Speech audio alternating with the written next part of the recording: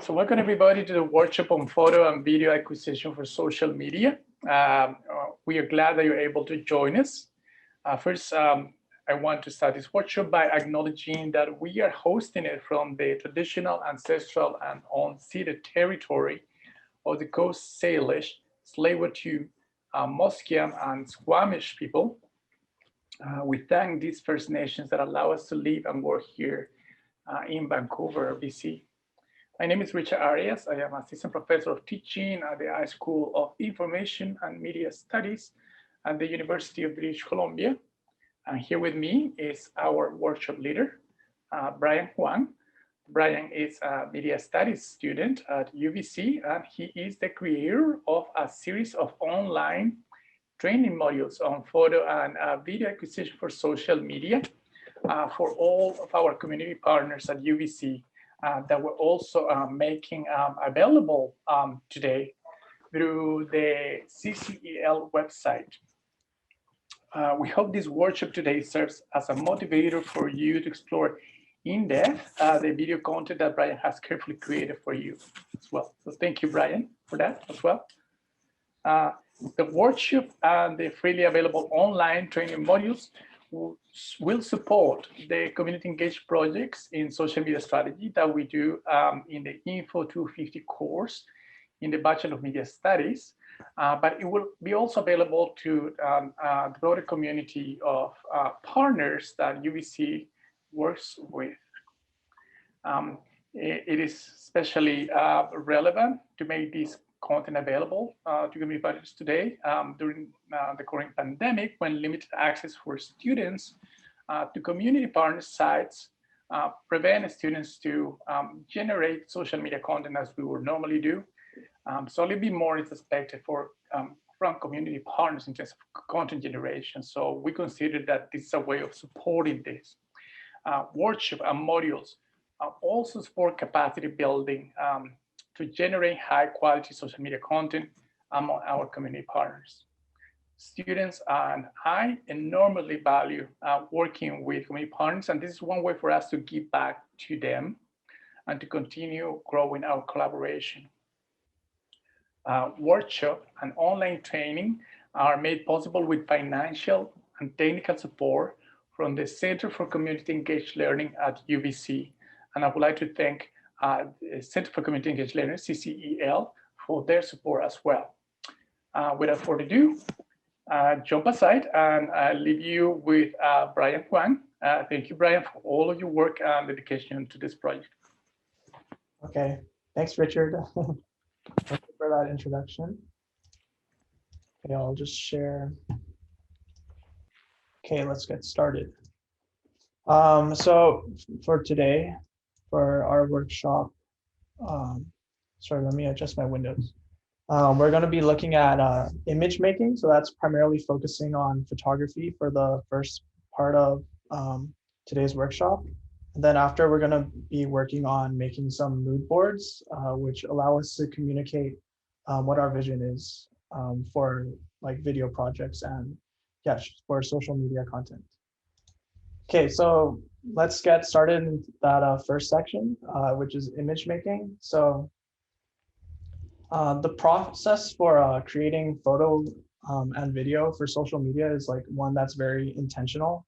So if we look at this photo here, you can see that a lot of like intentionality was put in to just like create this composition. Like someone had to like put these fruits and put that shoe in like such a way to create this photo. So the degree of intentionality, I think, is what sets apart each photographer. So our learning objective in this section is to understand compositional thought. We're just gonna walk through some of the basics for composition, and then there's gonna be a short reference image activity followed by some practice taking some photos. So here are some examples of what I think are like good benchmarks for social media image making. We can use these as examples. So there's the one on the left is UBC's Instagram page, and the one on the right is BC Parks. So like while you guys might not, or you might You might have the same operating budget or you might not. That to me like doesn't matter that much. I think all of us we share the same tools, which are our eyes, cameras, and creativity. So regardless of what your budget is for making social media content, if you have that intentionality behind how you make images, you can be like on par with social media pages that have like huge budgets. Okay, so let's look into composition. Composition is a way in which the subject is composed and it can tell a story, like just how the subject is set up. So elements of composition include placement, distance, and angle, and those constitute framing, like how you frame a subject. And there's also subject focus, which is just highlighting the subject so that it stands out in the image. So the first element of framing a subject is the placement of your subject. So one rule that is pretty commonly known is the rule of thirds, which is like represented by this grid. You can place the subject anywhere in your frame, and yeah, just depending on which third you want to put your subject, it can have a different effect. So here are some more examples of rule of thirds. On this image on the left, you can see that the subject, like the tree, is basically pretty centered. And this image on the right, you have a nice landscape shot with the lower 2/3 occupied by mountains, while the upper third is just the sky. So by following like this rule of thirds, we can like achieve a basic aesthetic. So yeah, it's just like a rule that people use for making their images. And often people like to place like details on an intersection of the grid. So like in this image, the subject's eye line is on one of the like lines of the grid. Yeah, and then we can see in this photo, the subject occupies the right side of the grid. So another element of framing is space and distance. So this is like how much area does a subject take up and how close or far are they? So these are some questions you can ask yourself when you're taking photos and just like work through that compositional process.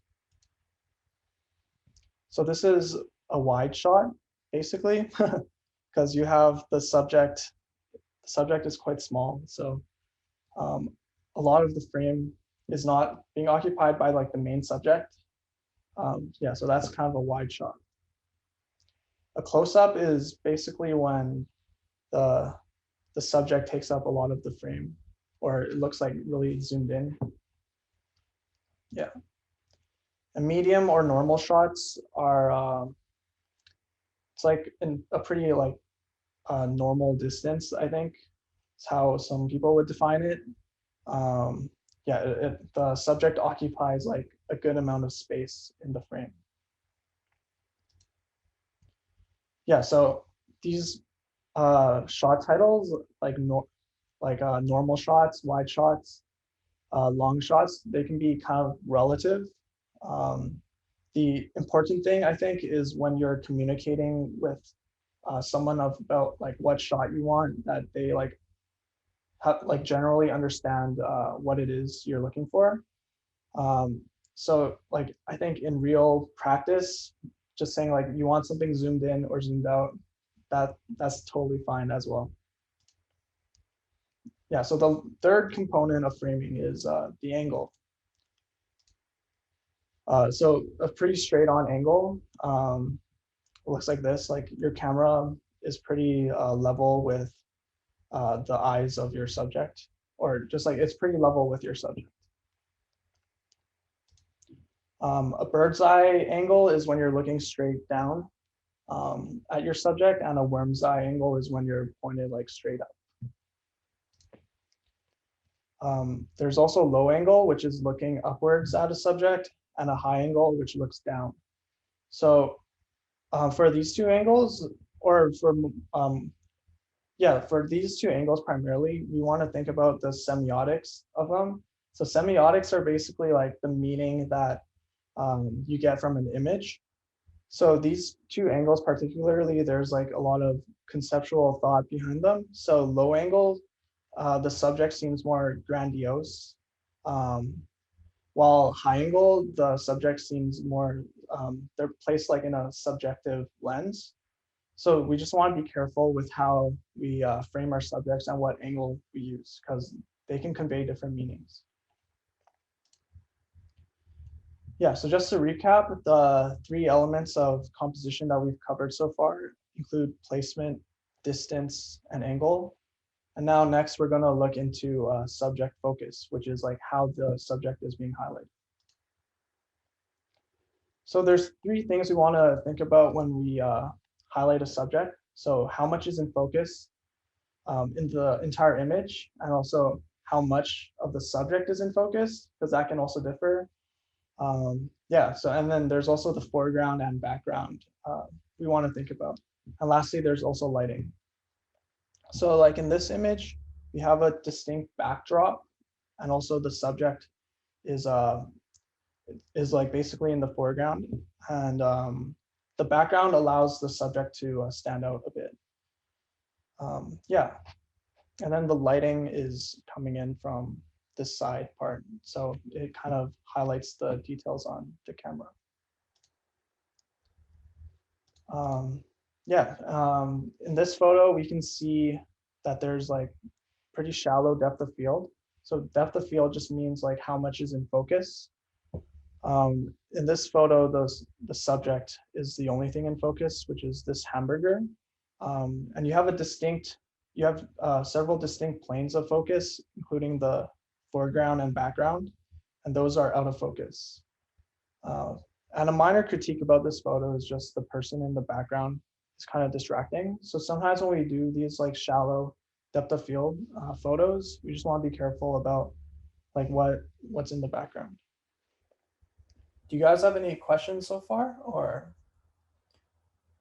just put it in the chat if you do, but if not, we can move on.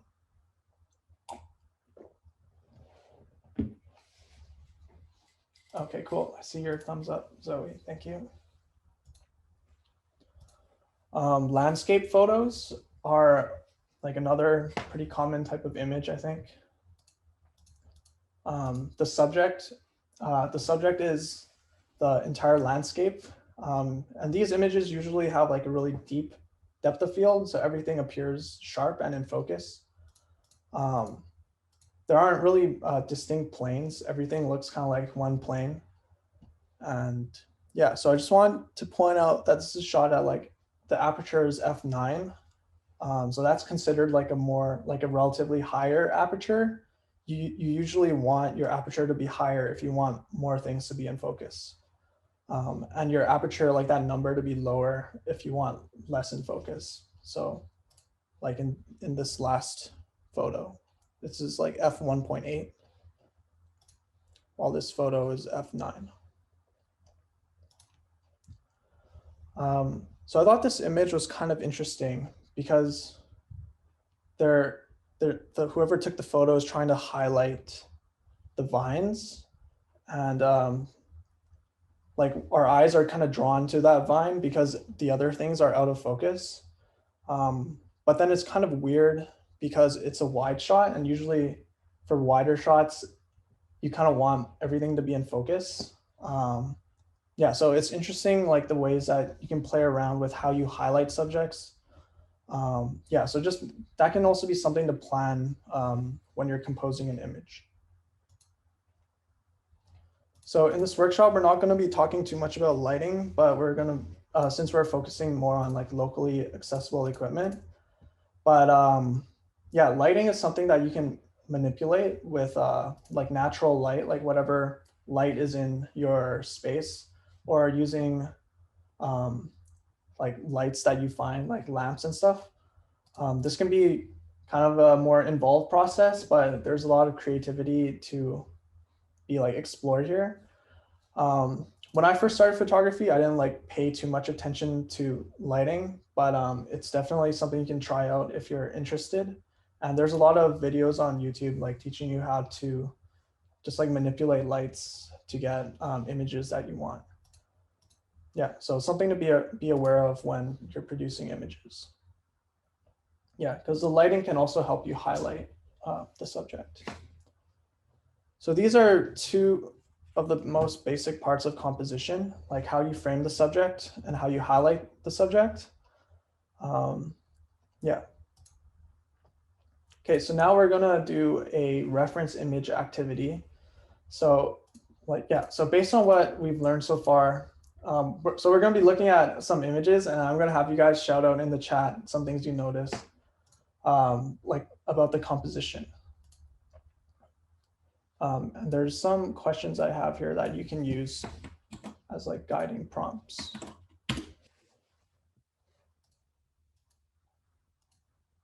Yeah, so just shout out. You can write it in the chat or use your voice. For this first image, yeah. Yeah, it's kind of like a high angle. It's shallow depth of field and your subject is in the center.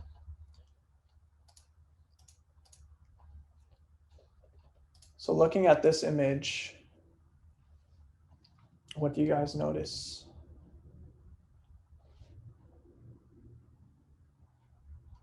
Like, what do you guys think about the framing for this one? Like, what's the subject? So I guess the subject is like the person running, and you've got like distinct planes of focus with the foreground here, and then the background. It's pretty shallow depth of field.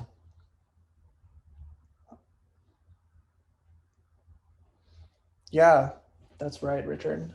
It's really interesting, like how, because normally we don't want to backlight our subjects. So this is kind of an example of backlighting where the light in the back is stronger and you can't really see the subject.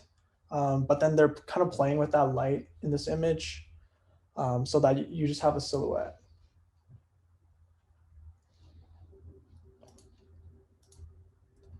So how about this picture? You notice anything about the rule of thirds maybe?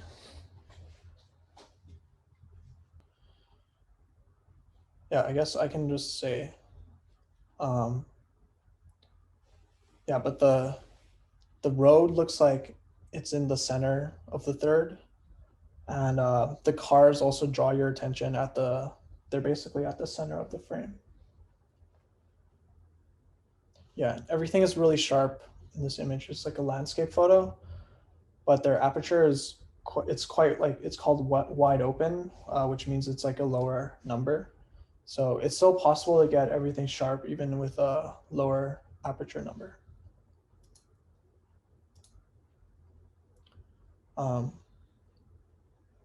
Yeah, so similarly, the composition of this photo, this is like a wide shot, and everything is pretty sharp.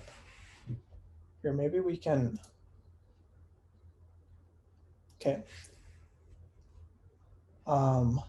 Okay, what kind of framing do you guys think this picture is? Like, is it a medium shot, a close up? Like, it's not a wide shot, I think. The foreground is out of focus, is really interesting, gives more depth than just a close up. Yeah, yeah, I'd also say it's a close up. Yeah, and the shallow depth of field is nice.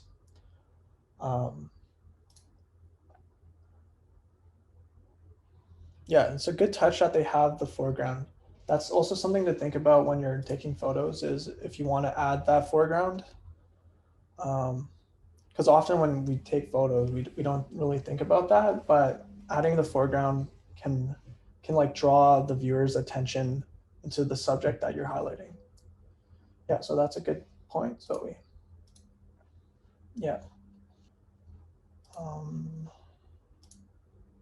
have a few more images here, but maybe we can. Okay, well, let's just look at this last photo. Because portraits are a pretty basic type of photo, I think. Yeah. So usually portraits are shot like pretty wide open for the aperture, because you want your subject to stand out from the background. And yeah, and her eyes here they look like they're on that like grid for the thirds.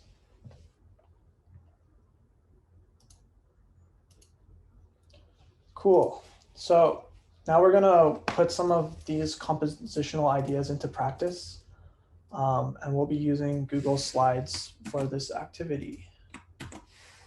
So I put the link in the chat if you guys can see. Yeah, could you guys hop onto that Google slide? Okay, I think everyone is on the slides. So for this activity, I'm gonna have you guys each collect a few images. You can just use your smartphone. Yeah, so the instructions for what images to take are on the next slide. Yeah, so just spend maybe like 5 to 10 minutes taking some of these photos according to the criteria. And then after, just add them to one of the slides below. And yeah. Oh, I see your comment, Neil. That's fine. No worries. Yeah. If you guys have any questions, just put it in the chat as well. But you guys can get started on that. So the 5 images are: take a low angle photo, a high angle, shallow depth of field, and a subject occupying the lower third of the frame, and lastly, a wide shot. And I have a slide with the examples on them.